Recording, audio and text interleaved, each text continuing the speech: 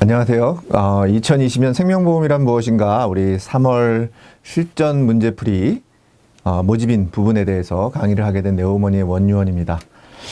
자, 우리 이제 3월, 2월까지 시험을 봤는데요. 2월까지 시험의 경향들을 봐서는 크게 전년 대비해서 변화가 발생하지는 않았습니다. 그러니까 여러분들이 작년하고 비슷하다. 물론 여러분들 작년에 보신 분들이 있을 수도 있고 없기 때문에 그냥 올해도 크게 어렵거나 이런 부분들보다는 그냥 우리가 과거에 나왔던 문제들, 그리고 여러분들이 지금 갖고 계시는 그런 교재나 거기에 나와 있는 문제들, 이런 거 중심으로 보시고요. 또 우리 중요하다라고 이제 계속해서 강조하고 있는 부분들에 대해서는 어김없이 출제가 되고 있고, 또 말씀드린 것처럼 이게 고득점을 하는 것을 위한 시험이 아니고 합격을 위한 시험이기 때문에 여러분들이 좀 전략적으로 범위가 상대적으로 적은 3장, 4장 생명보험과 재산보험 중심으로 학습을 진행해 나가시고, 앞부분에서는 늘 나오는 문제들 중심으로 좀 살펴보신다 그러면 충분히 여러분들이 합격 점수를 받으실 수 있다라는 좀 말씀을 드리고요.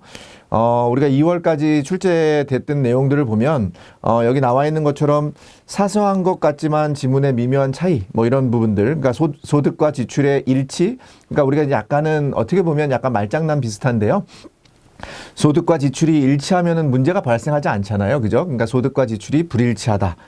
이런 표현들이라든지, 또는 우리가 위험, 생명보험 같은 경우는 실은 다른 위험을 가지고 보장해 주는 게 아니라 다수의 동질의 위험을 가지고 있는 사람들을 보장해 준다. 그런 내용이라든지, 그 다음에 우리가 개인정보 보호에 따라서 그런 부분들이 중요하니까 그걸 영구히 보존하면 좋겠다, 이런 느낌이 들 수도 있지만 실은 그렇지 않고 개인정보에 대해서는 삭제를 해야 된다라는 부분, 그 다음에 우리가 등록과 말소하는 부분에 있어서도 등록과 말소는, 등록은 반드시 보험회사를 통해서 여러분들이 하셔야 되고, 말소 같은 경우는 보험회사를 통해서 할 수도 있고 여러분들이 직접 할 수도 있다라는 부분이고요.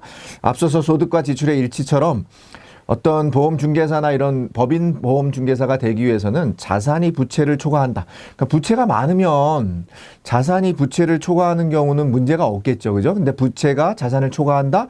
이런 표현이 나오면은 틀린 거가 되겠죠. 그래서 자산이 많아야 된다라는 부분이고, 그 다음에 우리가 1월 달에도 조금 말씀을 좀 드렸던 부분이긴 한데, 구석구석 꼼꼼히 좀 보셔야 됩니다. 그래서 우리가 잘 보지 않는 부분들, 그러니까 우리가 중요하다고 해서 예를 들면 환경적 언더라이팅 같은 부분이 환경적 언더라이팅의 어떤 대상 중심으로 우리가 공부를 했다 보면 뒤에 나와 있는 좀 사소하지만 그런 부분들 있습니다. 위험 등급 또는 보험 가입 금액 이런 한도에 따라서 우리가 보상을 해준다는 그런 내용들이 있기 때문에 그런 부분들 잘 보시면 좋겠다라는 말씀 좀 드리겠고요. 그 다음에 중요한 거는 어김없이 나온다라는 부분 여러분들 꼭 기억하시면서 여기서 말씀드리는 그런 내용들, 제가 이제 여러분들하고 강의를 진행하면서 얘기하는 그런 부분들에 대해서는 반드시 좀 기억하시고 넘어가셨으면 좋겠습니다. 자, 재무설계의 필요성에 해당하지 않는 거, 우리가 이제 시험 문제를 보시면은요, 아무래도 시간이 좀 충분합니다. 그렇기 때문에 여러분들이 문제를 쭉 풀고 나서 다시 보실 수 있는 시간도 있거든요. 그렇기 때문에 여러분들이 기본적으로는 우리가 늘 강조하는 것처럼 맞는 걸 고르는 건지 틀리는 거 고르는 건지 이런 부분들은 기본적으로 챙겨 보셔야 되는 거죠. 그래서 문제를 푸시면서 그냥 앉는 것은 저는 이렇게 표시를 합니다. 앉는 것, 아닌 거 고르는 거니까 아까 말씀드린 것처럼 자, 소득과 지출의 흐름이 일치하면은 재무설계라고 하는 건 필요가 없습니다. 왜냐면 완벽하게 잘 살고 계시기 때문에 더 이상의 설계가 필요 없는 거죠. 재무설계라고 하는 게 필요한 이유는 뭐냐면 소득과 지출의 흐름이 일치하지 않는다는 거죠. 불일치하기 때문에 여러분들이 그런 부분이에요. 그렇기 때문에 자, 소득이라고 하는 것은 여러분들이 어떻습니까? 여러분들 지출이라고 하는 부분들은 소득이라고 하는 부분들은 나이가 올라가서 처음에 이제 우리가 어느 일정한 시점까지는 쭉 오르다가 점점 우하향하는 그런 곡선을 그리죠. 근데 지출이라고 하는 것은 우리가 늘 꾸준히 이렇게 우상향하죠. 계속 지출 비용은 일정한 시점 이후까지. 그러니까 아주 나이가 많으면 마찬가지로 소득도 줄고 지출도 줄겠지만 소득이 줄어드는 데 비해서 지출이 계속해서 우상향을 하는 시점까지는 우리가 불일치가 발생한다. 이렇게 보시면은 충분히 요 답을 고르실 수 있을 것 같습니다. 자, 말씀드린 것처럼 소비 지출의 흐름은 소득의 흐름보다는 불일치, 그러니까 소비 지출의 흐름이 훨씬 더 만만하게 계속 변화하기 때문에 소득이 급격히 떨어지는 거에 비해서 말씀드린 대로 불일치 않은 상황이 발생한다. 이렇게 보시면 되겠고요. 다음 보기 가로 안에 들어갈 알맞게 단어가 알맞게 연결된 것은 생명보험은 아까 말씀드린 것처럼 우리가 같은 위험에 있는 사람들을 대상으로 해서 상부상조 정신의 바탕으로 하는 경제제도입니다. 서로 십시일반하는 거죠. 그래서 다른 위험이 아니라 동질의 위험에 대해서 상부상조 정신을 바탕으로 하는 경제제도를 우리가 뭐라고 하냐면 보험의 가장 기본적인 원리다. 이렇게 이해하시면 되겠습니다. 자, 보험계약의 보장 개시일. 조금 까다로운 문제라고 볼 수 있는데요. 맞는 거 고르는 문제입니다. 그래서 첫 번째 무진단 계약의 경우 제1의 보험료를 받은 때부터 보장이 개시된다. 맞죠? 우리 진단이 없는 경우는 우리가 보험료를 받은 때 일반적으로 보험료 제1의 보험료를 받으면 우리가 일단 보험계약의 효력이 발생을 합니다. 근데 여기서 우리가 구분해야 되는 것은 무진단하고 진단인데요. 결국은 진단이라고 하는 것을 구분하는 이유는 뭐겠습니까? 이거는 보험료를 1회 보험료를 냈을 때 개시가 되는데 진단 보험료는 1회 보험료를 냈다 그래서 개시되는 게 아니라 진단을 받고 나서 1회 보험료를 내셔야 됩니다. 그래서 여기 나와 있는 것처럼 그 맞는 내용은 1번이 맞는 내용이고 2번은 뭐가 틀렸습니까? 보험회사의 승낙 전에는 승낙 전하고 관계없죠. 1회 보험료만 내시면 여러분들이 일단 승낙하는 거예요. 승낙은 보험회사가 특별한 이유가 없으면 승낙한 것으로 보는 거죠. 우리가 승낙을 간주한다라고 얘기하지 않겠습니까? 그래서 이 내용은 승낙 전에는 보장이 개시되지 않는 게 아니라 제1의 보험료를 내면은 개시가 되는 부분이고요.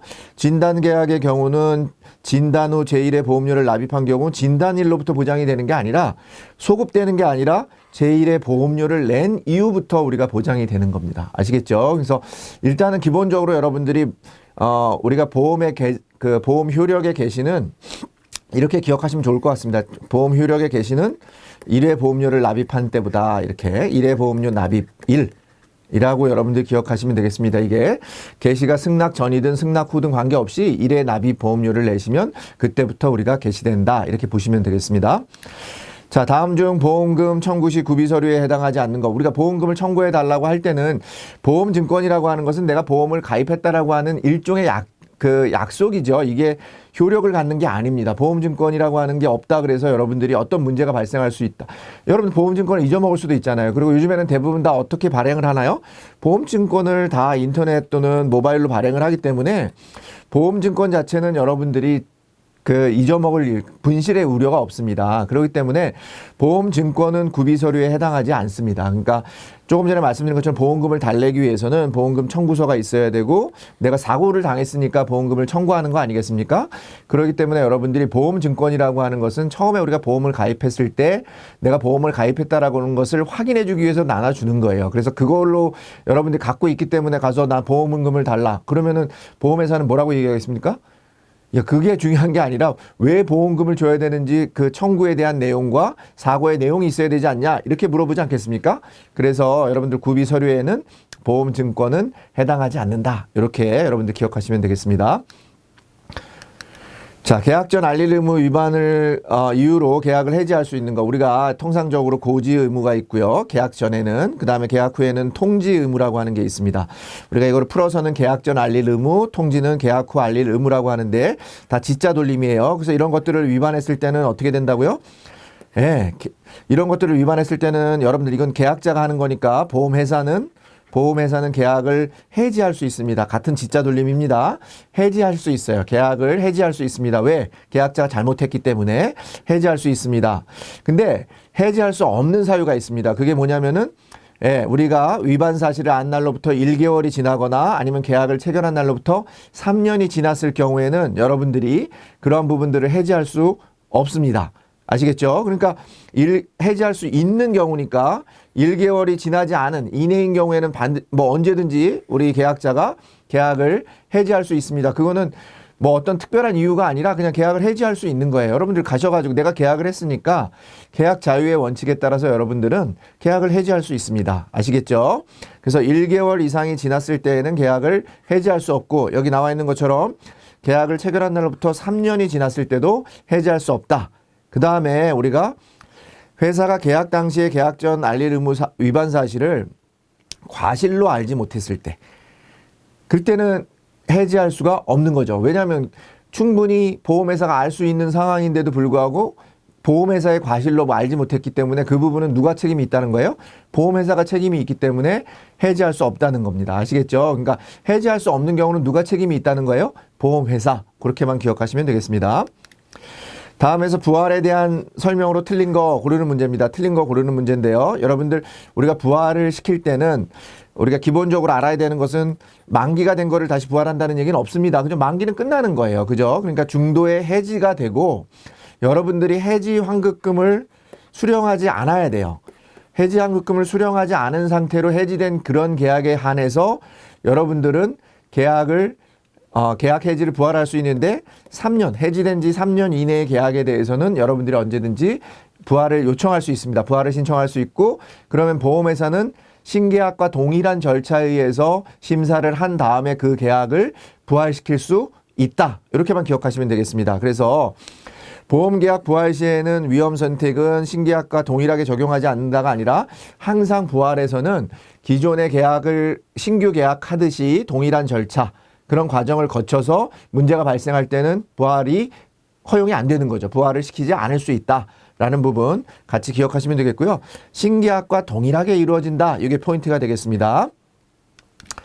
자, 7번 문제입니다. 다음 보기에 가로 안에 들어갈 말 우리가 여기 나와 있는 것처럼 개인 정보를 계약의 체결 유지 해당하지 않는 겁니다. 그러니까 개인의 정보 관련해서는 우리가 크게 보면은 여기 나와 있는 것처럼 개인정보보호법과 신용정보의 보호에 관한 법률에 의해서 우리가 개인정보를 보호해주고 있습니다.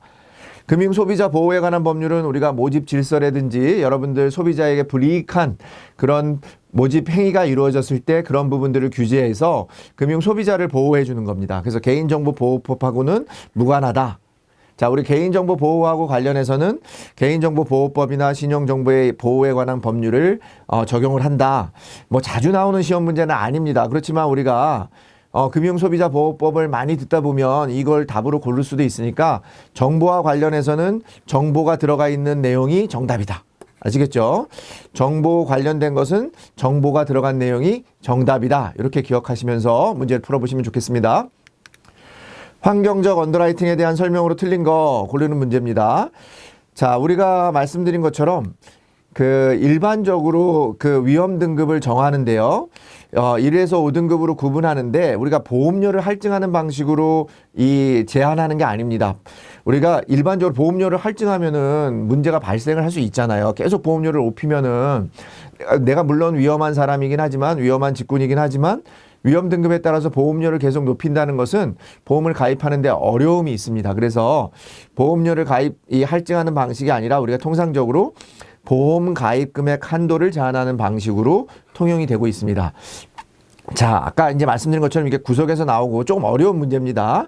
요 지문이 틀렸는지 맞았는지 골라내는 것은 상대적으로는 1번, 3번은 우리가 좀 쉽게 이해하는 많이 나오는 지문에 해당하지만 2번 지문은 자주 나오는 지문이 아니니까 여러분들이 이런 부분에 대해서는 제가 조금 전에 말씀드린 것처럼 우리가 보험료를 할증하는 방식은 일방적으로 그 쉽게 선택할 수 있는 방법이 아니고요. 가입 금액 한도를 정해서 우리가 제한한다. 그런 위험이 높은 등급에 있는 사람들을 제한한다. 이렇게 문제를 푸시면 좋겠습니다. 자, 개인정보 보호에 대한 설명으로 틀린 거 고르는 문제입니다. 자, 조금 전에 말씀드린 것처럼 우리가 개인정보 보호라고 하는 것은 우리가 목적에 맞게 사용하고 나서는 반드시 어떻게 해야 돼요?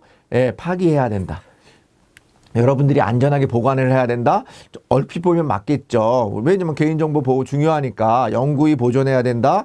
이런 표현들이 맞는 것 같은데 다 틀린 내용입니다.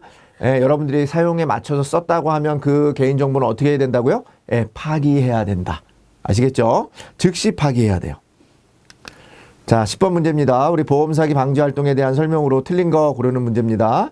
자, 이런 문제는 보험사기 방지 활동 관련해서는 우리 단체와 어떤 내용이 틀린 내용이 제일 많이 나옵니다. 단체와 내용이 틀린 문제가 나오는데 그중에서도 여기 나와 있는 것처럼 보험범죄신고센터라고 하는 거, 우리가 금융위원회는 일반적으로 전체적인 인허가나 뭐 신고 이런 것들에 대해서 큰 그림에 의해서 운영되는 부분이 금융위원회고요. 그 다음에 나머지 뭐 금융감독이라든지 범죄신고센터라든지 이런 부분들에 대해서는 금융감독원이 해당한다. 자, 그래서 보험범죄신고센터를 설치해서 운영하고 있는 그래서 보험 사기 방지를 하고 있는 그런 단체는 어디라고요? 금융감독원이라고 하는 부분 여러분들 기억하시고요. 금융감독원에서는 IFAS라고 하는 IFAS라고 하는 보험 사기 인지 시스템을 개선해서 적절하게 이런 능력을 강화하고 있다. 이렇게 보시면 되겠습니다.